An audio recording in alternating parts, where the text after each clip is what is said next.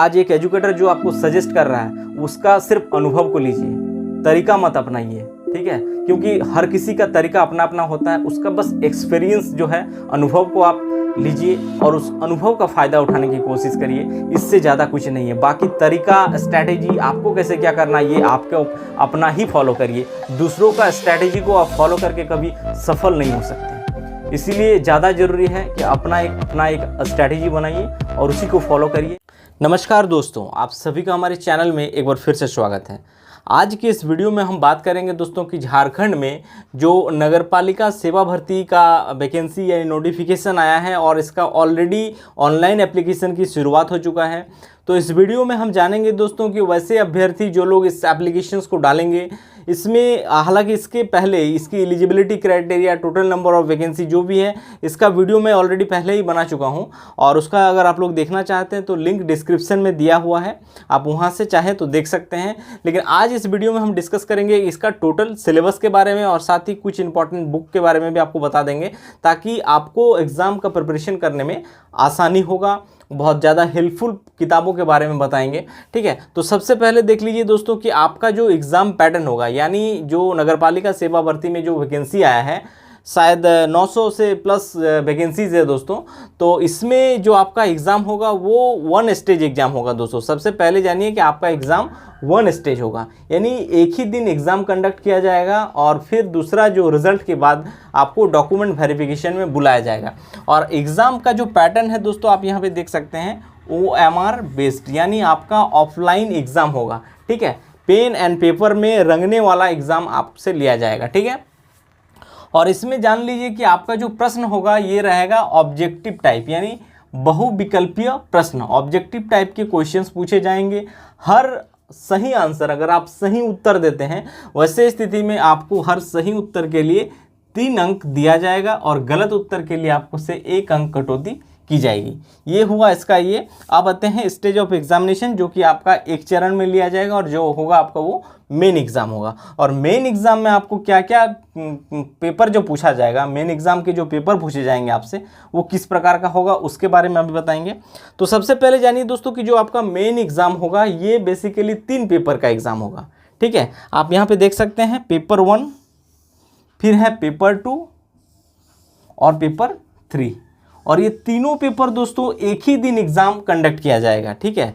एक ही दिन में होगा, सिटिंग अलग अलग होगा। यानी ये अगर सुबह को कंडक्ट किया जाएगा पेपर 1, पेपर 2 दोपहर तक हो और पेपर 3 जो होगा वो इवनिंग सेशन में आपसे लिया जाएगा। और हर पेपर में अगर देखा जाए तो 1 से 1.5 घंटा का आपको गैप भी मिलेगा, ठीक है।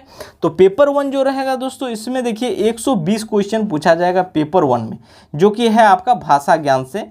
यहाँ पे भाषा ज्ञान, लैंग्वेज टेस्ट के लिए बेसिकली ये पेपर रहेगा पेपर 1, ठीक है। और 120 क्वेश्चन पूछा जाएगा और समय मिलेगा आपको 2 घंटा। और इसमें जो क्वेश्चंस पूछा जाएगा देखिए वो हिंदी भाषा, यानी आपके हिंदी से पूछा जाएगा और फिर इंग्लिश से प्रश्न पूछा जाएगा। हिंदी में क्या प्रश्न पूछा जाएगा, देखिए हिंदी से 60 क्वेश्चन रहेगा और इंग्लिश से भी 60 क्वेश्चन रहेगा, यानी दोनों में 60 क्वेश्चन पूछा जाएगा और 120 क्वेश्चन रहेगा, ठीक है। और हिंदी में जो 60 क्वेश्चन रहेगा उसको भी डिवाइड किया गया है, जिसमें से 30 क्वेश्चन जो रहेगा वो आपका अनुच्छेद यानी कंप्रीहेंशन आधारित रहेगा और बाकी के 30 क्वेश्चन जो रहेगा दोस्तों वो हिंदी व्याकरण से प्रश्न पूछा जाएगा।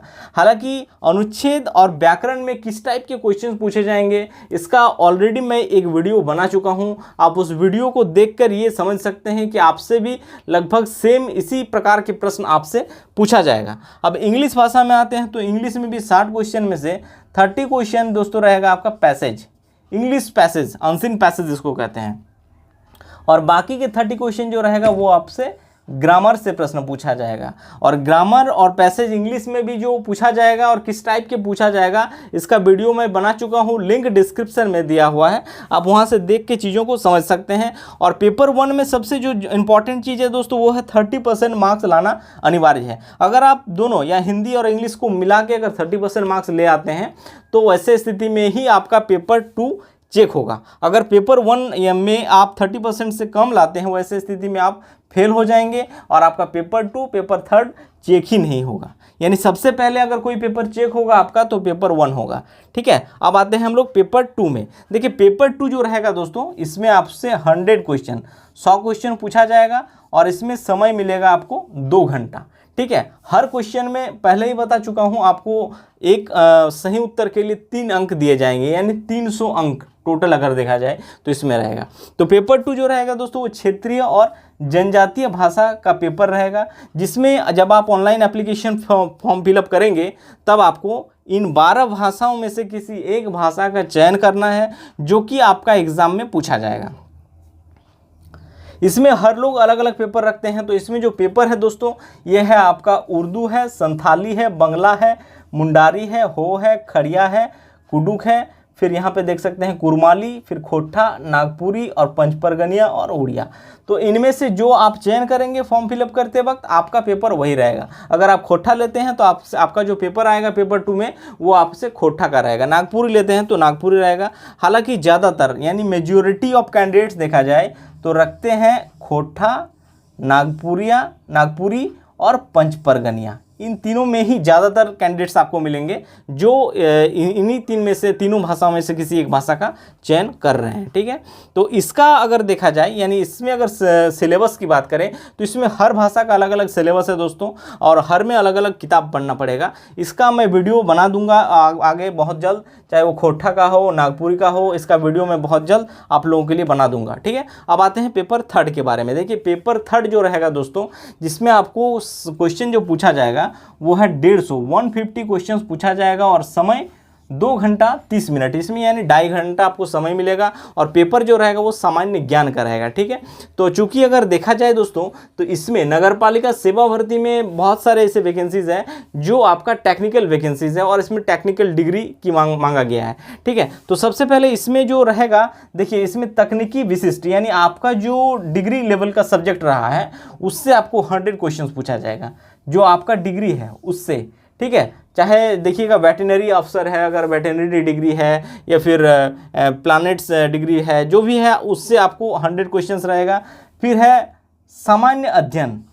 सामान्य अध्ययन से दोस्तों 20 क्वेश्चन पूछा जाएगा, गणित से 20 क्वेश्चन पूछा जाएगा और विज्ञान से भी आपको 10 क्वेश्चन पूछा जाएगा, यानी टोटल 150 क्वेश्चन, समय 2 घंटा 30 मिनट। तो इसमें तकनीकी विशिष्ट की बात करूं तो इसमें हर लोगों का अलग अलग डिग्री है और सबके लिए अलग अलग जिसका जो डिग्री है दोस्तों सब्जेक्ट रहा है उसका उसी प्रकार का सिलेबस है। इसका अलग से मैं व्याख्या नहीं कर पाऊंगा, नोटिफिकेशन टेलीग्राम चैनल में दिया हुआ है, आप वहाँ से अपना सब्जेक्ट का सारा डिटेल्स को देख सकते हैं। सामान्य अध्ययन, देखिए दोस्तों अब मैं बताऊंगा इसके सामान्य अध्ययन के लिए क्या पढ़ना है। देखिए सामान्य अध्ययन बहुत छोटा टॉपिक है एक तरह से, यानी 20 क्वेश्चन पूछा जाएगा यहाँ पे।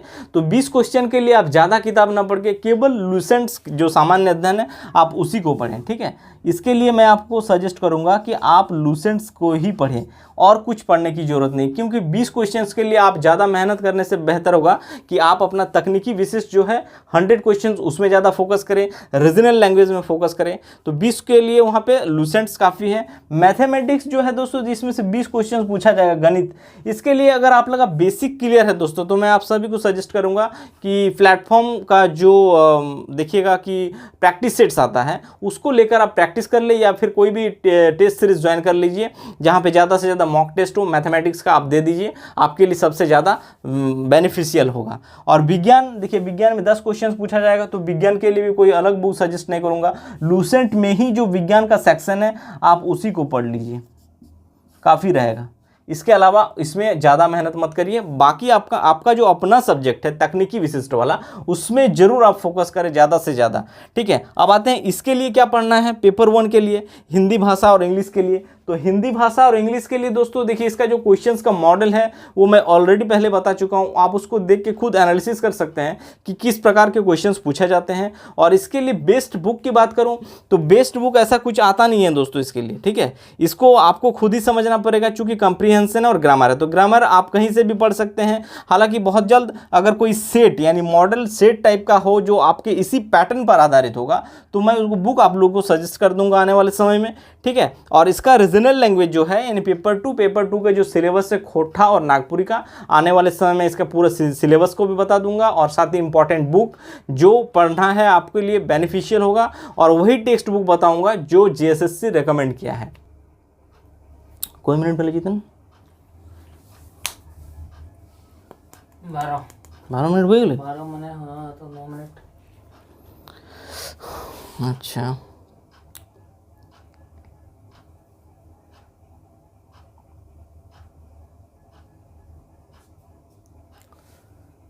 दोस्तों, आप में से जो भी लोग कंपटीशन एग्जाम की तैयारी करते हैं तो वैसे स्थिति में क्या होता है कि आप ज़्यादातर कैंडिडेट जो होता है उन लोगों के साथ ये स्थिति होता है कि भटकाव में ज़्यादा रहते हैं और भटक जाते हैं, जिस वजह से उनका सही प्रिपरेशन, सही तैयारी, सही ट्रैक पे नहीं हो पाता है, जिस वजह से वो लोग ज़्यादातर कैंडिडेट्स असफल हो जाते हैं। और इस भटकाव से बचने के लिए ज़रूरी है दोस्तों कि आप अपने एक सटीक स्ट्रैटेजी के साथ तैयारी करें और कम से कम किताब पढ़ें। पहली बात याद रखिएगा कि कम से कम किताब को खरीदिए और कम से कम किताब को ही पढ़ने की कोशिश करिए, बशर्ते वो किताब आपका ज़्यादा ऑथेंटिक हो। तो उन किताबों को ही अपना सोर्स बनाइए और उसी आधार पर अपनी तैयारी की शुरुआत करिए।